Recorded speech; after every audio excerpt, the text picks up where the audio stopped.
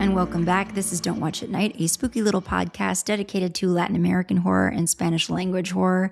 And today we're bringing you something a little bit special because we are getting ready to celebrate turning 3 this summer. And I keep saying that we're going into our 3rd year. That's not true. I guess we'll be going into our 4th year at the time of our 3rd birthday.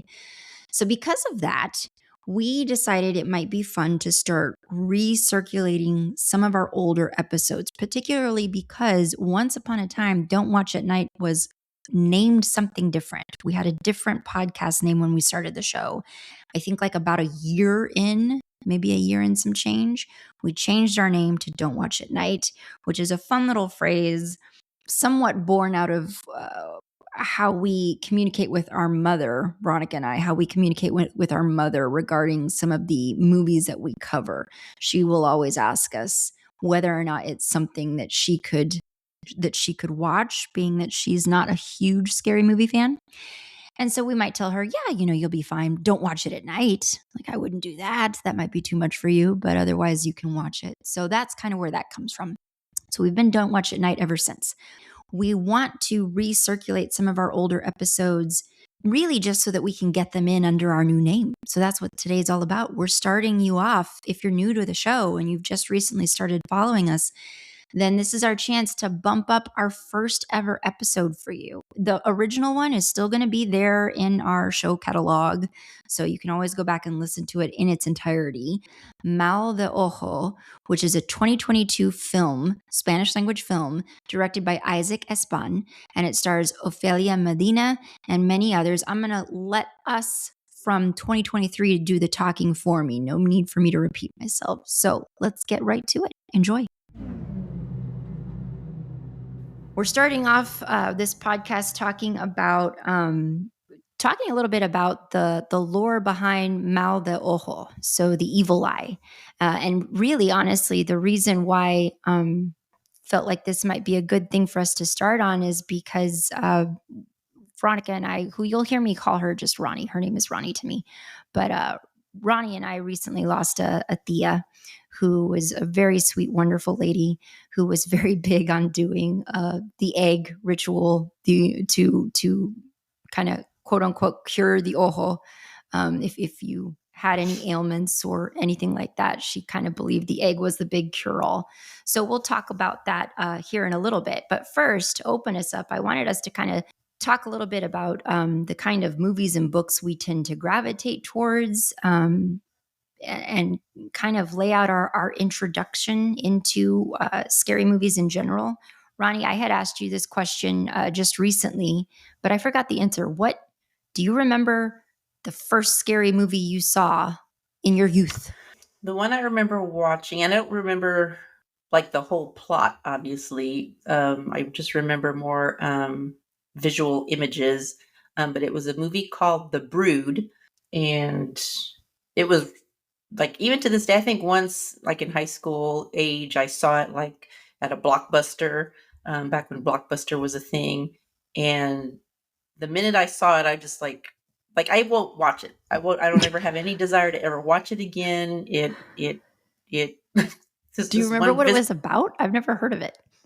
It was this, like, again, I don't remember like specific plot points, but it was this woman who had like all these offspring, but they weren't like human offspring. They were, because they weren't the product of traditional procreation, as I recall. So they were just like these like small creatures that would like go out and kill people, like I guess at her will, or at people that she wanted dead. I don't really remember, but I just remember that they would go out and kill people. And the one visceral image that like stuck in my head for all these years was a man comes into her home. I don't know if he was a policeman or whatever.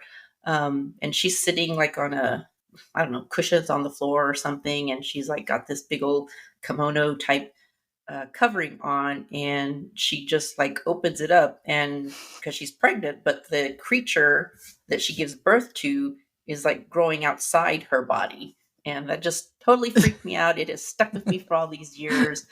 But it was called The Brood. The Brood.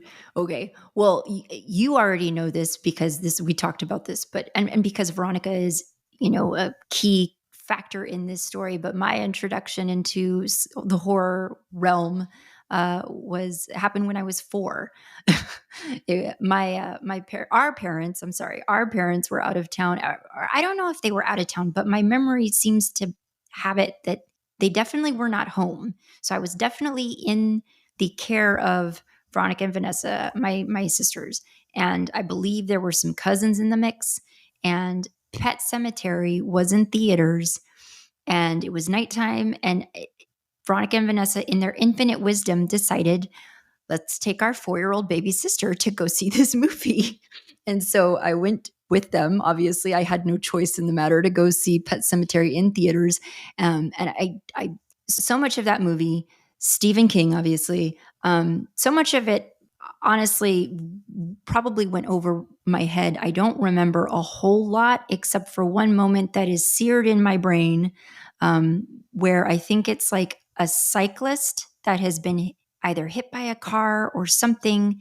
But it was this dead cyclist who like has this like masticated side of his face from, whatever it was that hit him. He's just like, he's essentially roadkill. Is that correct? Am I remembering that correctly? That might have happened in part of the movie. I think the main part of the movie, from what I recall, and I haven't ever read the book, so just disclaimer.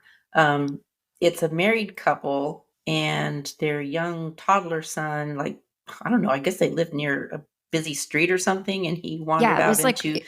traffic and he gets hit and killed, and And see, like they bury.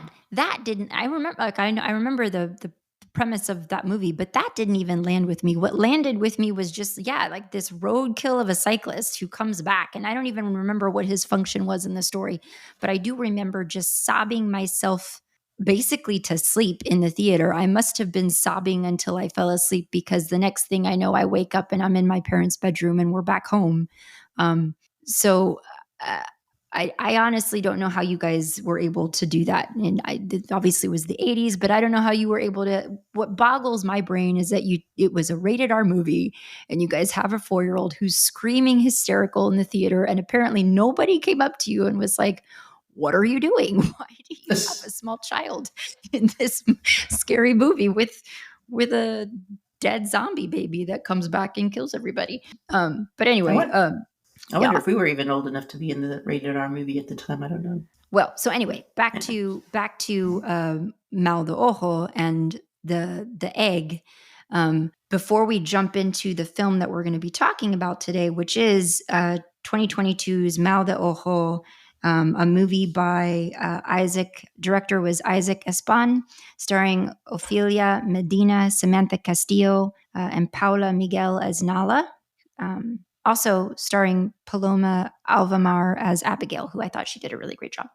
But before we get into that, I kind of wanted us to talk a little bit about what we remember growing up hearing about the ojo, or specifically the egg ritual to cleanse the ojo, because I guess my understanding of it, and I expected the film to kind of touch on this more, and I don't know that it did, but I seem to remember that the ojo was something that you could. I always associated it as something that you could catch, kind of like pink eye, but I don't know. But like somebody could look at you and they give you the ojo, but that's about all I understood about it. That it was bad, and that the egg was one way that you could rid yourself of the ojo. But I don't know. What do you remember? Kind of the same. I mean, I don't recall ever hearing like an origin story for why it's a thing, or why it exists. It was always just something that if you were having a string of bad luck or bad things were happening to you, it was like, oh, someone must have given you the evil eye, the mal de ojo. And it could have been someone looked at you and was envious of something you had, and so it wasn't even necessarily an intentional thing that somebody did. It was just somebody looked at you and was jealous, or kind of gave you the stink eye look, and it was just kind of like if you were having a run of bad luck or bad things were happening to you, then, or you were sickly or getting sick a lot, then it must have been, that was the reason why. Somebody must have given you the evil eye somewhere along the way. You weren't even aware of it. And yeah, one of the ways to cleanse yourself or get rid of it, was to take a raw egg and like your mom would rub it all over your body. And that would supposedly like draw out, I guess, I don't really know, it doesn't make any sense, but would like draw out the evil energy or the bad energy into the egg. Yeah, one of the things that I was reading about when, to get ready for this first episode, and I think I sent it to you as well, but I've been doing it wrong because I have done the egg ritual on my kids before. Not like I don't know what I'm doing, but this is what I was told to do by mom for various reasons. So I've done it maybe twice. And both times, I've just always cracked the egg in water. I guess I've been doing it wrong though, because I think you're supposed to crack the egg in like a combination of water and alcohol. And I don't know what that's supposed to do. It might cause the egg tendrils or whatever to do something different. So yeah, I was like, well, I guess I've been doing it wrong all this time. I have not been effectively ridding my children of the ojo. I've never tried it. I've had it done. I also remember like sweeping, like being swept with a broom, like sweeping your body with a broom was another counter agent. Yeah. Well, so I think I told you about, when we lost our Thea, I remember texting mom. I think it was just sort of reminiscing about a time that I think I was down there visiting by myself. I forget why, but I was down there visiting with mom and dad, and I was on my own. I didn't have, Alex or the kids with me, and you weren't there, I don't think. No, because I was texting you and Alex. So I just remember that mom was complaining about some ailment she had. And so Arthea took mom to a little bedroom off the side from the living room, and she did the egg ritual. And, mom's like, you want to come back and see the ojo cleanse? And I'm like, sure. I'd seen it before, but I was like, sure. So I remember texting you and Alex. I'm like, there's some weird crap going on in this bedroom right now, because Ronnie and I wanted to start something fun like this is because we're two Latinas coming from Texas. And, right now, Texas is just on fire, both literally, figuratively, politically, in all the ways that it can be. So this is really a source of joy and kind of a passion project for us. But one of the reasons why we feel that's worth bringing up, the Latina aspect of it, is because the Latino or Latine population is very big when it comes to cinema and has been for a really long time. So, and I'll be sure to include some of these resources in the, I don't know, is description notes a thing? I've heard that on podcasts. I'm going to assume that I can drop it somewhere, description notes. But I'll link all this information somewhere for people to look at if they want to do more reading. But as late as like 2015, Latinos are big at the movies. They can make up as much as 22% of audiences on any given weekend. And when it comes to the horror genre in particular, we can become as much as half of the box office. So that's pretty significant. Now, that's all pre-pandemic. I do want to also bring up this stat from an Axios article. The first year of the pandemic kind of, as we all know, ravaged the movie industry. And there was something like a 72% drop in ticket sales. But what we do know is that, what does it say? Latinos, Black, and Asian Americans all helped keep the industry kind of afloat. So Latinos make up 19% of the population. But during that year, during 2020, we accounted for 29% of movie tickets sold. So, and the whole article is kind of really interesting because it talks about how we're really big at the box office, but we're not really reflected in representation on screen. So, things we knew, of course, but it's kind of interesting. And so basically, during the course of this podcast, we're going to cover a wide range of films. It's not going to be all Spanish language or Mexican film in particular, although we're definitely going to highlight that where and whenever we can. But we're going to cover a full gambit of stuff, because the other thing is I really love scary movies, but I'm also kind of a little bit of a wimp. And there's a lot of really great scary movies, including like foreign language films that I have never touched because they look so good and so scary. So I'm hoping this will be an incentive to actually watch some of those films and talk about them with you. I'm just going to give like a baseline of setting up the story. We're not going to go frame by frame, scene by scene, because that would take too long. But I'll do that. And then I would love to hear your take on it, Ronnie, because you just watched it today. So here we go. a family of 4 living in an apartment complex. I'm assuming it's an apartment complex, presumably in the city somewhere. It's mother, father, 2 girls. The youngest girl is extremely ill. We're not sure what her specific condition is. She has something that doctors have not been able to diagnose. And like the understanding that I get is that like medical science has basically failed her. She seems to suffer like seizures of a sort. But anyway, the situation is getting pretty dire. And it seems like, I think at one point the doctor tells the parents, you should make preparations because this is killing her, whatever it is. So, and then there's the older sister, Nala, who seems to be very much your typical teenager. She's very, stuck on her phone, very detached from the family. There seems to be some resentment between her and her mother over what she feels to be is like them focusing all their attention on their baby girl who's really sick. So in a desperate bid to try to save their daughter, the mother convinces the fam that they've got to pack up and she's got to take them to meet their grandmother, because I guess the thinking is it's time to, I don't know. This is where I had some questions. Is the thinking that they're going to try folk remedies now?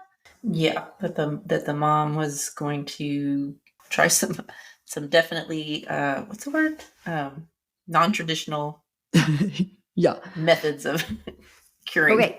So anyway, they head there and things turn very dark, very fast, with the grandma doing increasingly bizarre, scary crap. So just as we get further into the discussion, just know that there are going to be spoilers, because we are going to be talking about this movie, and specifically we'll be talking about the ending of this movie. So Ron, for my question for you, overall, did you like it? Did you hate it? What were your thoughts? I liked it. I'm actually surprised to hear it was just filmed last year. I thought it was a little bit older than that. I guess just because, it's not the high gloss, I guess, movie that I'm used to seeing out of Hollywood. But I liked it. I wasn't happy with the ending. I wasn't satisfied with the ending. It didn't end the way I wanted it to end. But that's kind of almost, horror movies generally don't have, completely happy endings anyway. But I did enjoy it. It had a couple of jump scares in there for me. Well, Which when you said you were a wimp, I'm kind of the same way. I like watching scary movies, but I hate jump scares. When I know they're coming and like it's coming, it still gets you. I don't know. It's been so long since I've had like a truly jump scare movie that I don't honestly know if I remember how well I do with those. I don't like super graphic stuff, and I don't think you do either. And like gratuitous pain and violence, I'm not real big on. Torture porn. Torture stuff. What you call torture porn. I'm not big on that, but like a good jump scare every now and then is okay. And yeah, this had a few jump scares, and we'll get to the ending for sure, because like I told you, I was a little confused by the ending. I had to go and do some reading to make sure that I had connected all the dots. But for starters, I wrote in my notes for the movie, "This is the old house of my dreams." So when they get to the grandma's house, and she lives kind of out in the middle of nowhere, and that's because the other of course thing. She does. That's the other thing, is like this beautiful countryside that they're in. I'm just like, where are they? I think this was shot somewhere in Mexico, but yeah, just beautiful countryside. So it's this old kind of decrepit house that's just like everything, the grounds, the house itself, the interior, it was all just like exquisite. And I would love to have a house like this. The only thing that would have made it even more perfect is if there had been a cemetery somewhere on the grounds, because as you know, that's what I would love to live by, is a cemetery. And I also put that it was very much in stark contrast to the very modern looking apartment that they start out in back in the city. And I guess that's a way for them to sort of further paint the scene that they're moving themselves away from modern conventions in favor of these cultural roots and history that they are hoping will help their daughter. And then I guess like now we're going to get into some of the questions that I had, because I didn't realize, I did some digging around on this. I didn't realize that a lot of the key plot points in this story that have to do with the legend that Abigail, the maid, tells the kids, it kind of has origins in Dominican lore, which I didn't realize. So specifically when she's talking to them about the Baca, Mhm. am Which I was saying that right? confusing to Baca, which was confusing to me because I could never get the English caption subtitles, so I had to subtitle it in Spanish so that I could read. But They were saying the vaca. vaca, and I was like, "What the heck, vaca?" Till I heard her say no, vaca with a capital B, and so Okay, then I yeah. looked it up. I looked it up too No, it afterward. said vaca, and I was like, What the cow? heck? Like, what are they doing? And then like they produced this egg because the La Bruja is teaching the children how to like essentially hatch an egg, and I'm like, that's not that's cows What does don't that have to do have with cows? eggs. Like what? I was very confused. But yeah, so Yes. the vaca is this kind of demon like creature that's created from the egg, and the La Bruja teaches the girls how to hatch it. And typically, I read, and this is like Dominican lore.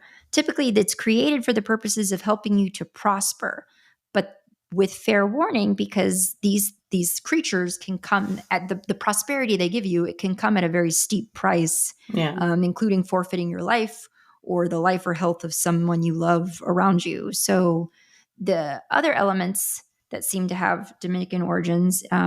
I thought that, and this was an element that I had kind of written that I kind of liked. I thought that was kind of cool that La Bruja can remove, she's cloaked in the skin of a really like young, desirable woman.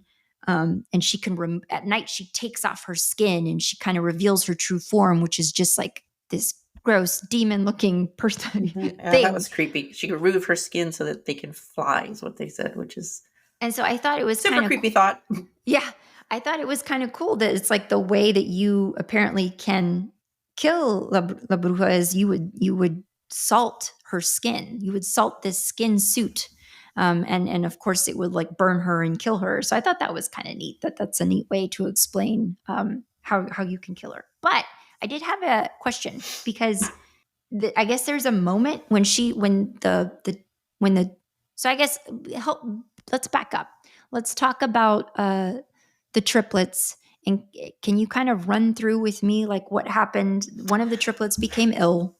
Yeah, so which I had to look that word up, triesa, because I was like, what the heck is that? So triplets. One of the sisters, I think like the youngest one was sick and dying. And so the two other sisters go to see this bruja who apparently is from the mists of the DR, the Dominican Republic.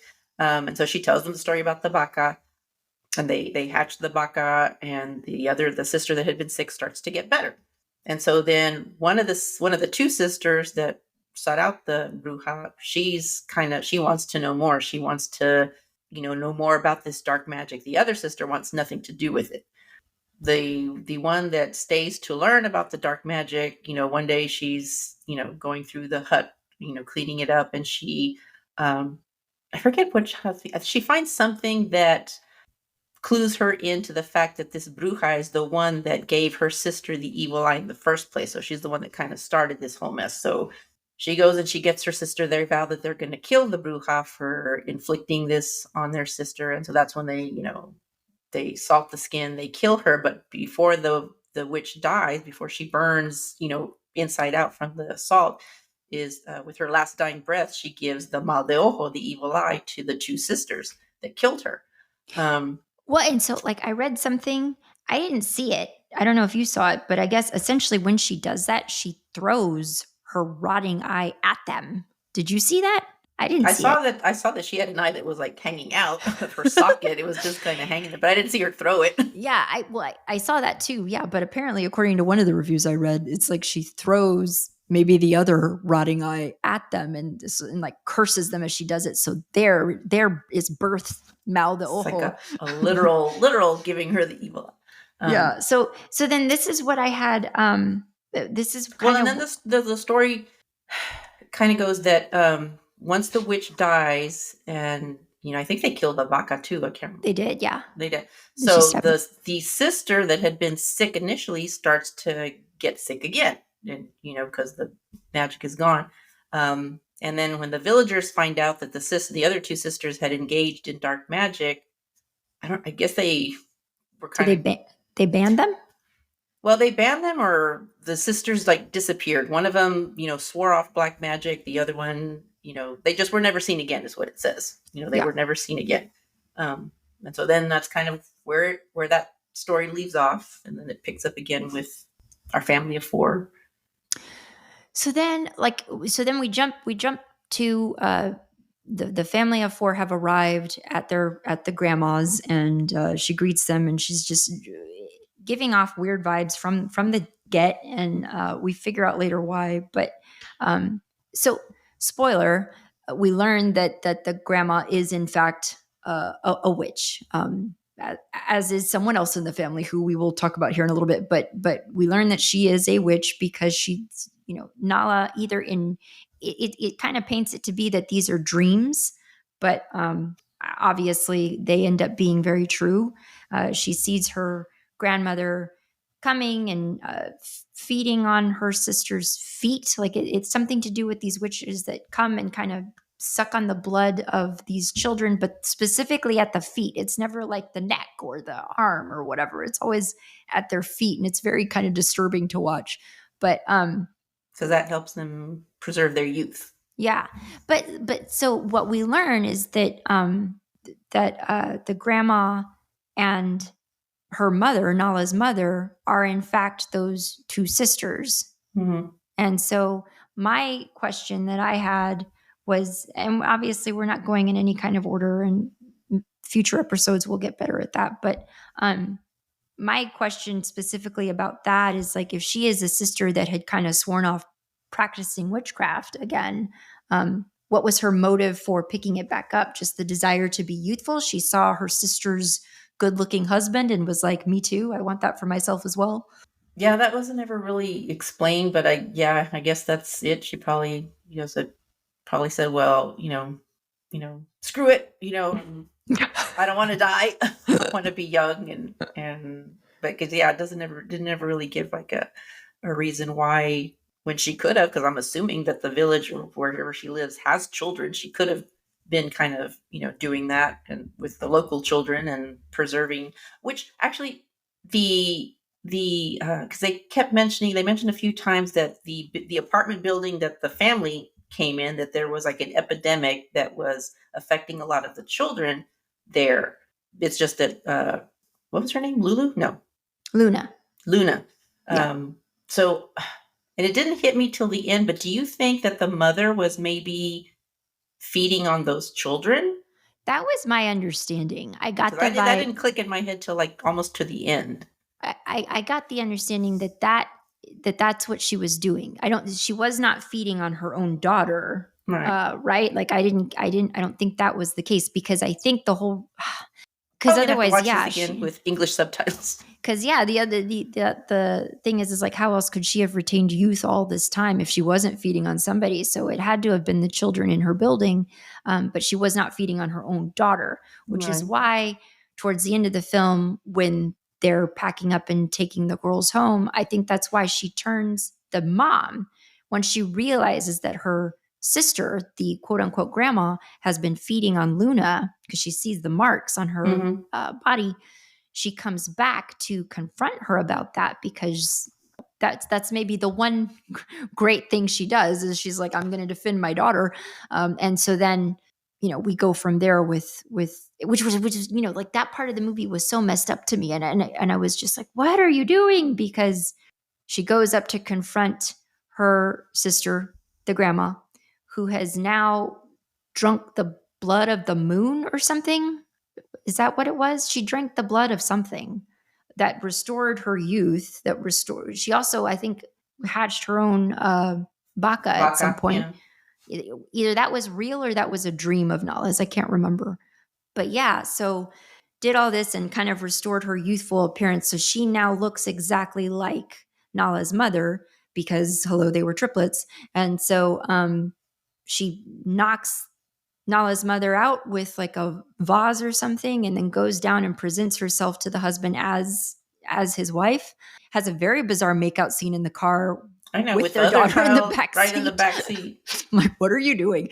And then Nala comes into her grandmother's room, seeing a woman laying in the bed, believing it to be her grandmother, and then just proceeds to just brutally murder her because she thinks this is what I have to do, pours salt on her. And of course, she does, in fact, melt because her mother was also a witch too, which she did not know. And she does not find out until much later. So she believes that she's killed her grandmother, and goes home with her family believing that it's over, and then realizes too late that it's not. And so I guess now at the end of the film, what is it that bothered you about it? That the grandmother, who's really the sister, got away with it.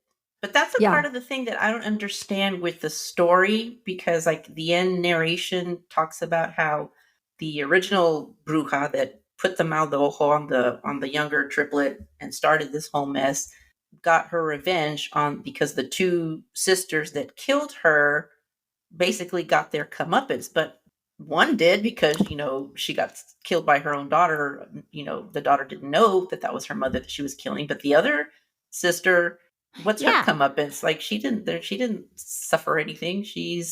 Yeah, that's right. I read that and I was thinking, well, she lived to tell the tale. I don't really see what she had happen to her, but and obviously Nala is now cursed. So my understanding of the ending was that now Nala she's like a hereditary witch, like she will also fall under this curse, I guess. Or am I wrong about that? Was that your interpretation?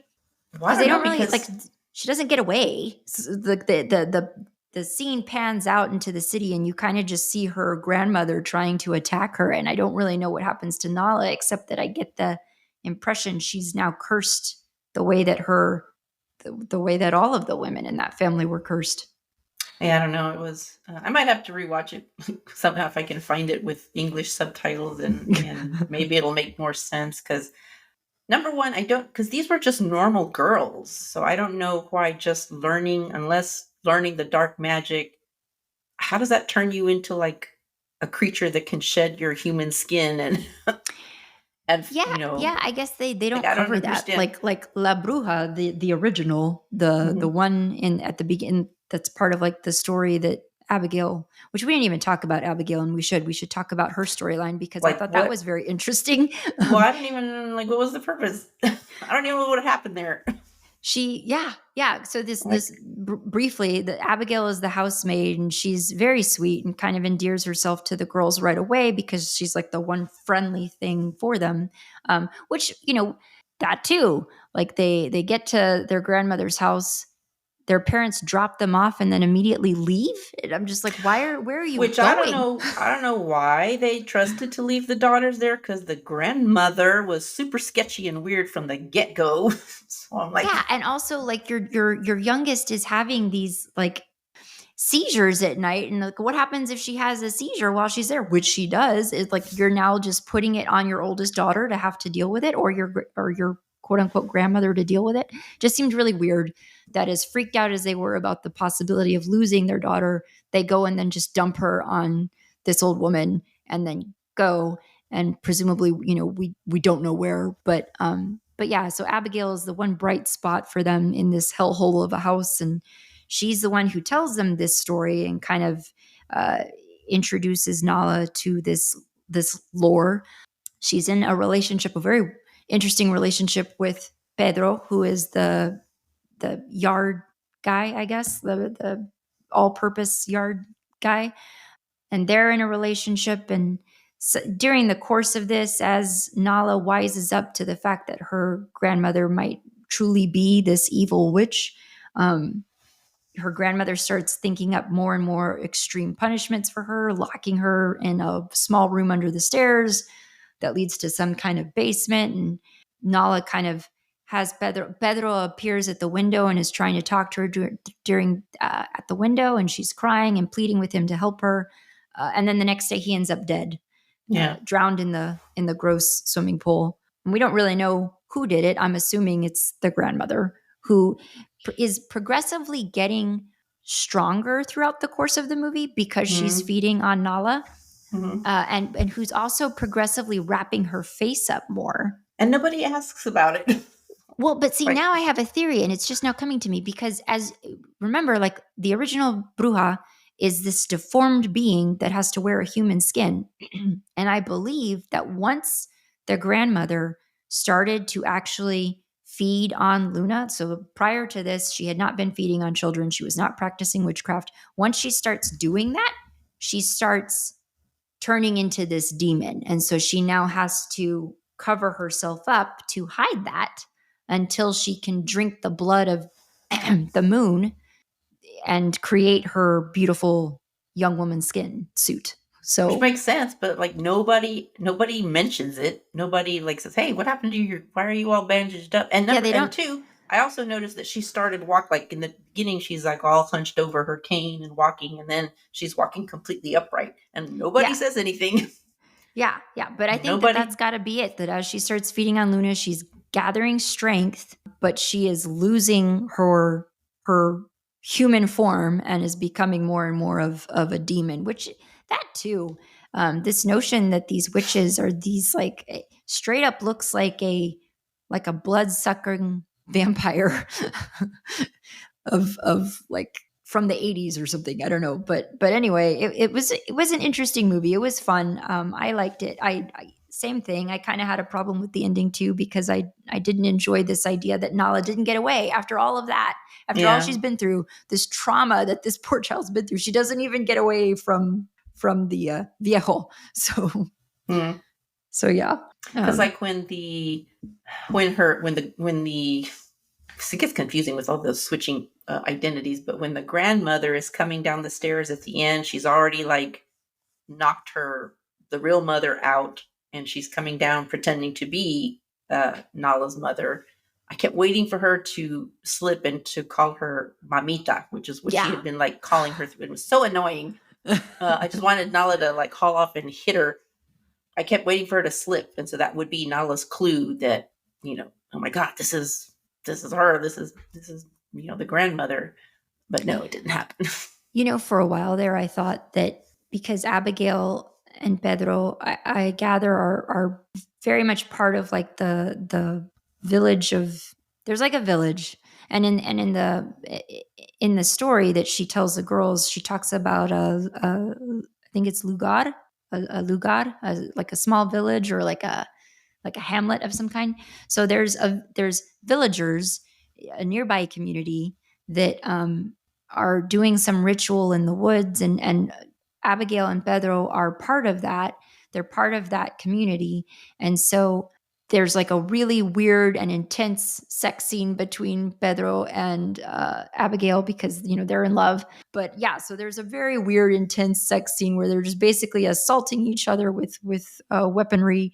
But anyway, all of that combined got me thinking, well, what if Abigail is the bruja? And what if it turns out that Nala's on this journey where she's believing her grandmother's really evil? And what if she's not evil? What if she's just like this really weird, bizarre woman who's trying to protect her grandchildren in whatever way she can? And Abigail is the bruja. And I thought that makes sense because Abigail is this young and beautiful woman. And what if underneath that, she's actually this, evil demon, and that's just her skin suit that she's wearing. So that's what I had kind of told myself, maybe that's it. But nope, the grandmother does turn out to be this incredibly evil, demonic looking goat sucker, or not goat sucker, but blood sucker. I went down that same kind of thought process for a bit too. I was like, well, exactly the same. What if it's Abigail and Yeah, the grandmother's really in her own weird way trying to protect them, but no. But yeah, I still, other than maybe showing that that's just an area that was steeped in kind of old ways, kind of old, folklore ways, because otherwise I don't really understand what Abigail and Pedro's purpose in the story was. Yeah. I think you're right. I think it was just they're meant to be the tie to the legend and to the villagers who are part of that community. So I think that's just the function that they serve. And honestly, they were innocents in all of this. Like it had nothing. I don't know. Like they weren't part of this particular storyline at all. They were just the people who were sort of there to serve as like the education for the audience. But yeah, overall, I thought it was a really fun movie. I thought it was really interesting. I think I have not seen any other films by, where is that sheet? By Isaac Ezban, but supposedly really cool director who's done a variety of different stuff kind of in this realm a little bit. So it might be worth us looking next time for more. I think next time we do this, we will for sure. So Ronnie and I had a heck of a time trying to find this film. It's not on like any of the streaming services. So we ultimately ended up watching it on YouTube somewhere. On YouTube, which won't give you English subtitles. It'll give you Spanish subtitles. Yeah. And I mean, just full disclaimer, Ronnie is way stronger with her Spanish than I am. But so yeah, but it was a really good film that we liked a lot.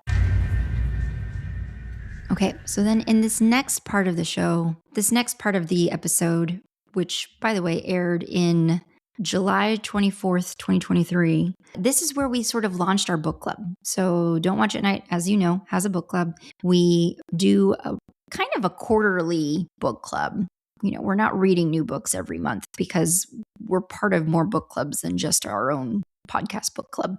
So we do quarterly reads. This was the launch of our book club. We started off with Our Share of Night by Mariana Enriquez. This was a wonderful read.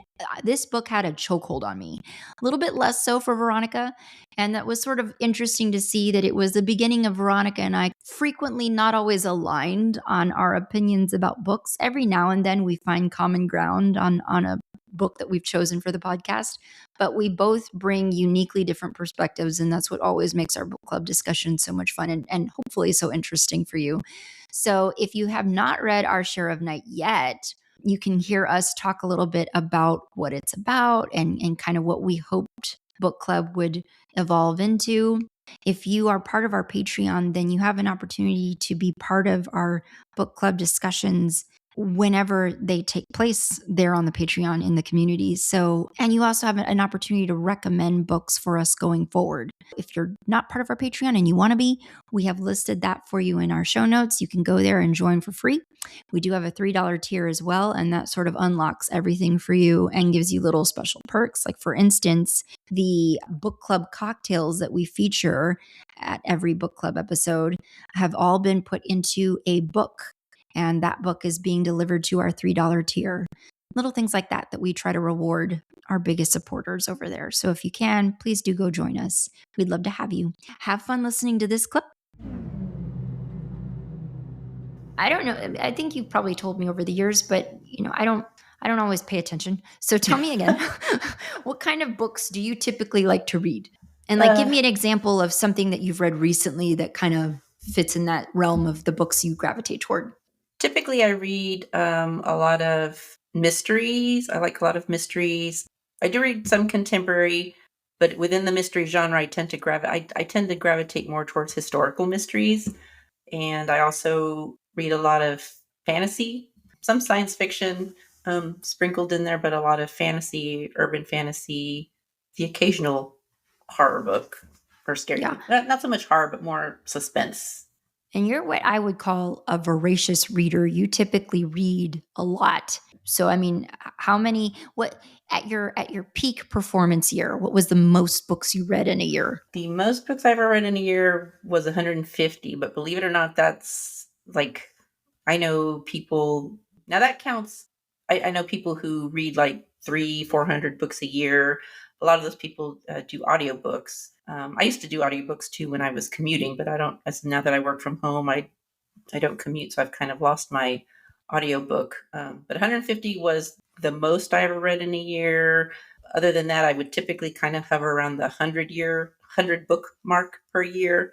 But that was all pre-COVID. Since COVID, I haven't seemed to been able to kind of capture that level of reading. So now in a month, I might read 2, maybe 3 books, which is that's considerable drop down from, I used to read anywhere from like 13 to 15 books in a month. And good so it's been a huge drop, drop for me.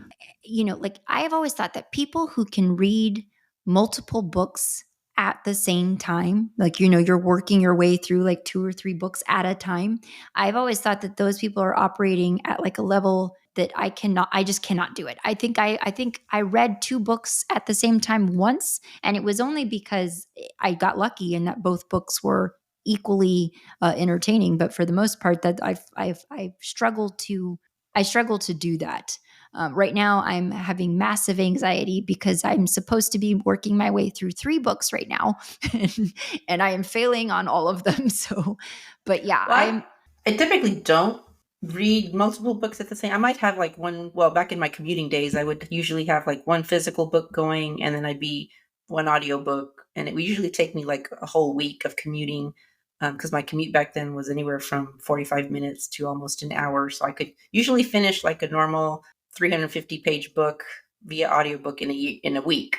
But back then, in my peak reading, I could, a 350 to 400-page book I could read in 2, maybe 3 days. But I was like reading all the time. If I was at a stoplight, I pull out my book and read 2 or 3 paragraphs. 2 or 3 paragraphs. Anytime I was, waiting in a line somewhere, I, pop out a book and read, 2 or 3 because it adds up, 2 or 3 paragraphs here and there.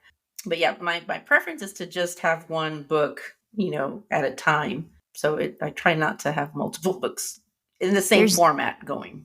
There's like no way I could do that. I could not pull out a book like at the grocery store while I'm in line.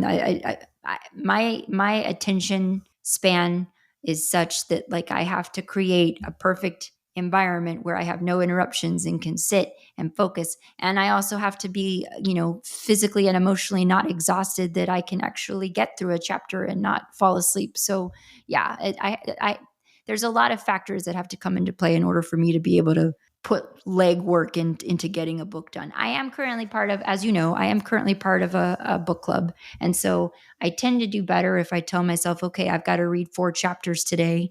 And if I commit to completing those 4 chapters, then I typically finish my book in time for discussion night. But what are right the books you gravitate towards that you like to read? I'm kind of like I've been reading a lot of mystery lately, and not necessarily paranormal type stuff. I'm looking at a lot of the books on my shelf right now. A lot of the books that I gravitate toward tend to be like murder mysteries, or historical fiction. The Hacienda by Isabel Cañas, that was the rare, what I would call paranormal horror element. That's kind of the rare kind of book that I would read. So now, having had so much success, I really enjoyed that book. I've been trying to find more books kind of like that. Kind of leads us into the book that we were going to talk about reading. Ronnie and I decided we're gonna pick a book that we're gonna read together, and we're gonna invite people to kind of join us if you want to read along with us. Eventually, when we finish this book, we'll have a discussion about it on the podcast. We would love it if people would email us their thoughts or questions about the book if they enjoyed it as well. The book that we had picked out is called Our Share of Night by Mariana Enriquez. I don't know much about this author. I don't know if this is a first book or if there have been others. Do you know, Ron? No, I've never heard of the author. And okay. I've read a lot of books, but it is a big book. It's a chunky one. How many pages? How many? I don't have the physical copy. I bought it, but I don't have the physical copy here. Let me see. It is 609 pages. Yeah, so it's a big one. So we'll be working our way through that, and then at a certain point, like I said, I am not like I am not a voracious reader, so I will take a little bit longer, I'm sure, than Ronnie will. But at some point, we will finish the book. We will discuss it on the podcast, and we encourage everybody that might want to be part of the discussion to read along with us and to join the discussion with us. Okay, friends, that's going to wrap it up. That was episode 1 in the books for us, Mal de Ojo. I hope you enjoyed it. If you have not watched that movie yet, do watch that film. It's great. And as always, we thank you so much for listening, and we will see you again next time. Bye. Don't Watch at Night is a Nest production. Executive producers are Valerie and me. Editing by Valerie. Music by Omar Chakor. Special thanks to Lorenzo Villarreal and Alex Street for production support for this episode. Listen to any new episodes every other Monday, and if you like our show, give us a rate and a review to help us grow.